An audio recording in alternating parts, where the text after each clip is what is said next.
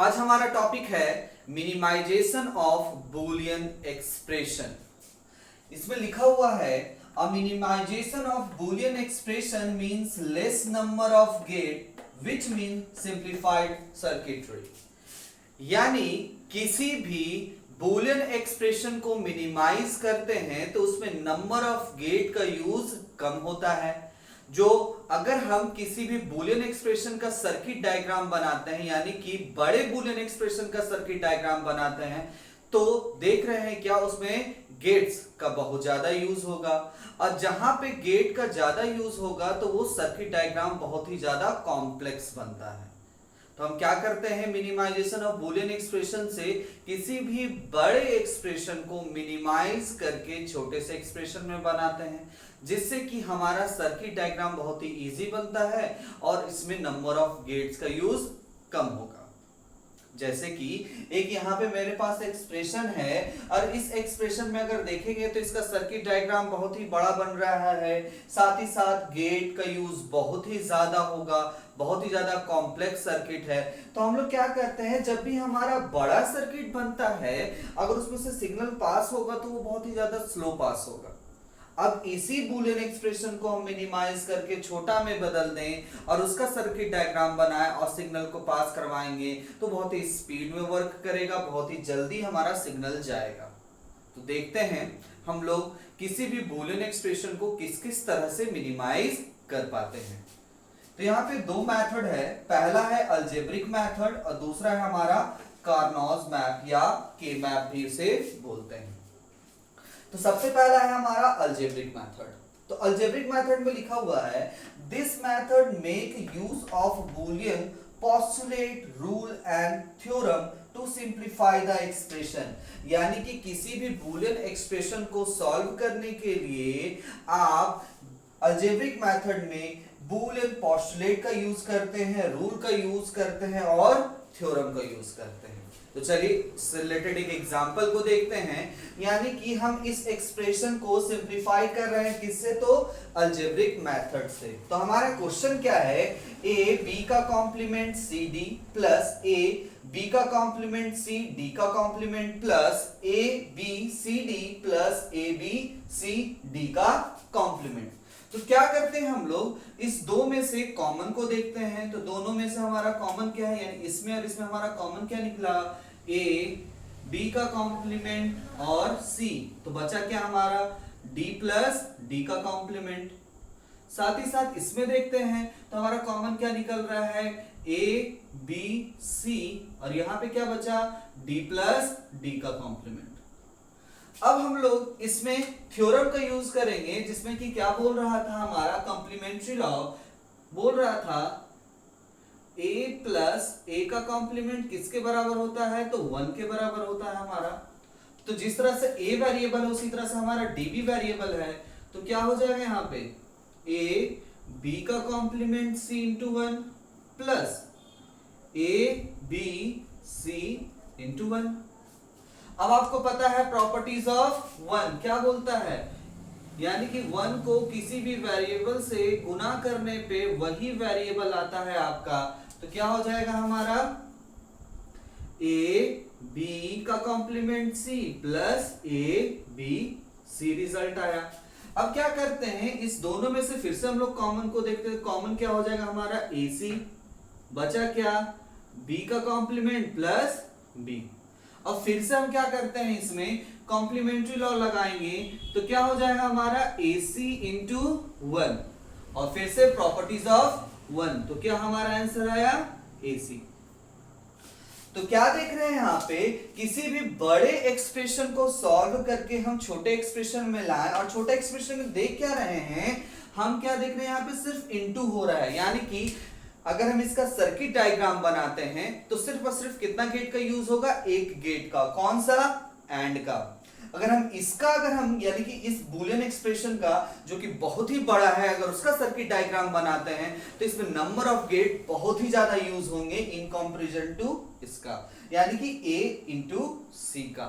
अब देखिएगा यहाँ पे अगर इसका सर्किट डायग्राम बना रहे हैं हम, तो बहुत ही बड़ा सर्किट डायग्राम बन रहा है, सिग्नल हमारा बहुत ही स्लो वे में पास होगा। लेकिन अगर हम इसका सर्किट डायग्राम बनाते हैं तो हमारा जो सिग्नल है वो बहुत ही स्पीड से यानी कि फास्ट वर्क करेगा। यानी किसी भी कंप्यूटर हार्डवेयर में अगर हम इस एक्सप्रेशन को यूज करना चाह रहे हैं और इस एक्सप्रेशन का यानी इस बूलियन एक्सप्रेशन का सर्किट डायग्राम बनाना चाह रहे हैं, तो इसका ना बना करके हम सिर्फ और सिर्फ किसका बनाएंगे, इसका बनाएंगे। तो अब हम और भी अलग अलग टाइप के क्वेश्चन को देखते हैं यहाँ पे। तो हमारा क्वेश्चन है simplify x into y plus x bracket के अंदर x plus z plus y bracket के अंदर x प्लस जेड। तो चलिए इसे सिंप्लीफाई करते हैं। तो क्या हो जाएगा हमारा x इंटू वाई प्लस इस x को x प्लस जेड से गुना यानी कि x into x plus x into z plus इस y को इस x और z से यानी कि y into x plus y into z.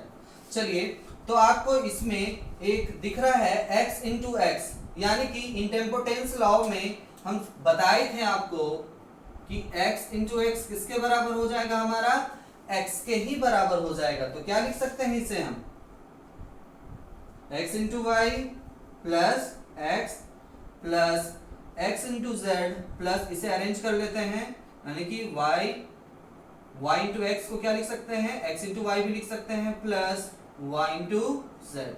चलिए अब इस x इंटू वाई को इधर साइड लिखेंगे तो क्या हो जाएगा हमारा x into y plus x into y plus x plus x into z plus y into z. और साथ ही साथ इंटेम्पोटेंस लॉ में एक और चीज सीखे थे हम लोग, क्या था x प्लस एक्स किसके बराबर, तो x के बराबर। तो यहाँ पे x into y plus x into y क्या लिख सकते हैं हम लोग, एक ही बार x इंटू वाई लिख सकते हैं plus x plus x into z plus y into z. चलिए इस दोनों में हम कॉमन क्या देखते हैं, तो x हमारा कॉमन है तो y प्लस 1 हो गया plus x into z plus y into z.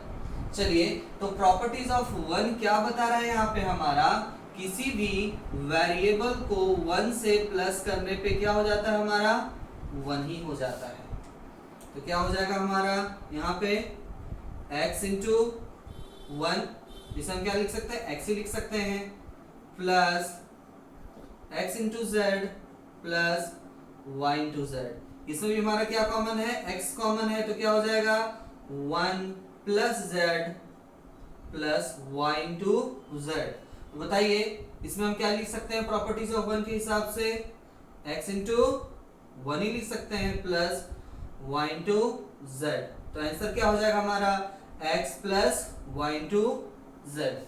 तो इधर ध्यान दे रहे हैं हम लोग कि इसमें बहुत बड़े एक्सप्रेशन को हम सिंप्लीफाई करके छोटे से एक्सप्रेशन में बदल दिए, जिसमें कि मात्र कितना गेट का यूज होगा, 2। कौन कौन सा, एक और गेट और दूसरा हमारा कौन सा है, एंड गेट का यूज होगा। अब जो हमारा नेक्स्ट क्वेश्चन है वो है a का कॉम्प्लीमेंट प्लस b का कॉम्प्लीमेंट का whole complement plus a plus b का कॉम्प्लीमेंट का होल कॉम्प्लीमेंट, इस सारे का पूरा कॉम्प्लीमेंट डाला गया है। तो इस एक्सप्रेशन को सॉल्व करने के लिए हम डी मॉर्गन्स थ्योरम का यूज करेंगे। तो डी मॉर्गन्स थ्योरम क्या बोलता है हमारा, a प्लस b का होल कॉम्प्लीमेंट किसके बराबर, a का कॉम्प्लीमेंट इनटू b का कॉम्प्लीमेंट।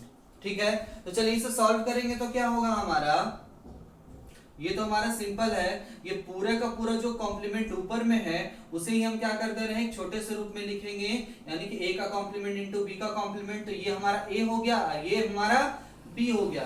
तो क्या था हमारा a, ये पूरा का पूरा हमारा क्या है, a है। ठीक है, इसके बीच में क्या लगा हमारा इनटू, और ये हमारा क्या है पूरा b। तो क्या है a प्लस b का कॉम्प्लीमेंट।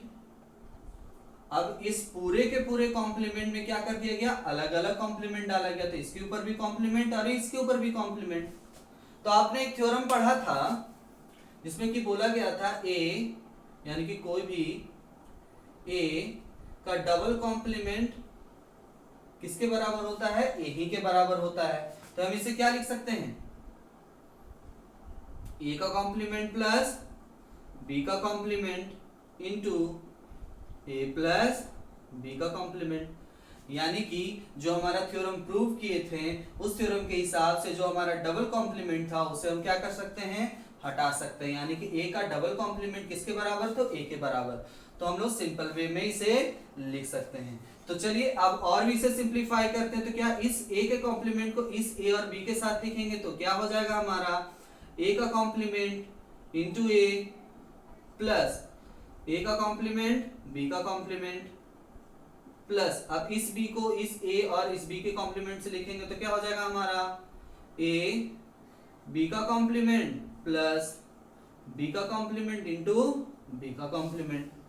तो आपको पता है कॉम्प्लीमेंट्री लॉ क्या बताता है हमारा, a इंटू a का कॉम्प्लीमेंट किसके बराबर, तो 0 के बराबर, 0 प्लस, अब इस दोनों में देखिए कॉमन कौन सा निकल रहा है, तो हमारा b का कॉम्प्लीमेंट निकल रहा है कॉमन, और इसमें क्या लिख सकते हैं हम लोग, a का complement plus a plus b का कॉम्प्लीमेंट इंटू b का कॉम्प्लीमेंट, यानी कि इंडेम्पोटेंस लॉ के हिसाब से हम इसमें क्या लिख सकते हैं, मात्र b का कॉम्प्लीमेंट। तो क्या हो जाएगा हमारा, सिर्फ और सिर्फ यहाँ पे b का कॉम्प्लीमेंट निकलेगा। अब आपको पता है प्रॉपर्टीज ऑफ जीरो क्या बोलता है, किसी भी वेरिएबल को जीरो से प्लस करने पे मात्र वो वेरिएबल ही दिखेगा। तो इस जीरो को क्या कर सकते हैं हम लोग, रिमूव कर सकते हैं। साथ ही साथ कॉम्प्लीमेंट्री लॉ क्या बताता है हमारा, a प्लस a का कॉम्प्लीमेंट किसके बराबर, तो 1 के बराबर। तो इसमें हम क्या लिख सकते हैं, b का कॉम्प्लीमेंट इंटू 1 प्लस b का कॉम्प्लीमेंट। अभी जस्ट बताएं कि किसी भी वेरिएबल को जीरो से प्लस करने पे वही वेरिएबल आता है, इस वजह से हम जीरो को क्या कर दिए हैं, हटा दिए हैं, ठीक है। और इसमें क्या किए, कॉम्प्लीमेंट्री लॉ का यूज किए, तो a प्लस a का कॉम्प्लीमेंट किसके बराबर, तो 1 के बराबर। और प्रॉपर्टीज ऑफ 1 क्या बोलता है, किसी भी वेरिएबल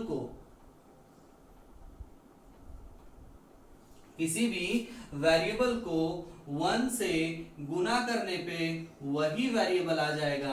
तो क्या हो जाएगा हमारा, b इंटू 1 इक्वल टू किसके बराबर, तो b के बराबर। उसी तरह से b का कॉम्प्लीमेंट इंटू 1 किसके बराबर, तो b के कॉम्प्लीमेंट के बराबर। तो यहाँ पे क्या आया, b का कॉम्प्लीमेंट प्लस b का कॉम्प्लीमेंट। तो इंडेम्पोटेंस लॉ के हिसाब से आपका क्या यहाँ पे लिख सकते हैं, a प्लस a किसके बराबर, तो a के बराबर। तो यहाँ पे क्या हो जाएगा हमारा आंसर, मात्र b का कॉम्प्लीमेंट। तो देखें हम इतने बड़े एक्सप्रेशन को अगर हम मिनिमाइज किए तो मात्र एक छोटा सा एक्सप्रेशन बन करके आया। तो आप लोगों ने देखा किसी भी बूलियन एक्सप्रेशन को मिनिमाइज किस तरह से किया जाता है। तो और भी अलग अलग टाइप के क्वेश्चन को आप सॉल्व करिएगा, मिनिमाइज करिएगा एक्सप्रेशन को। अगर आपसे मिनिमाइज नहीं हो पा रहा है या डिफिकल्टी आ रही है तो कमेंट बॉक्स पे जा करके मैसेज करिए, मैं उसे सिंप्लीफाई करके आपको भेज दूंगा। तो आज के लिए इतना ही, थैंक यू।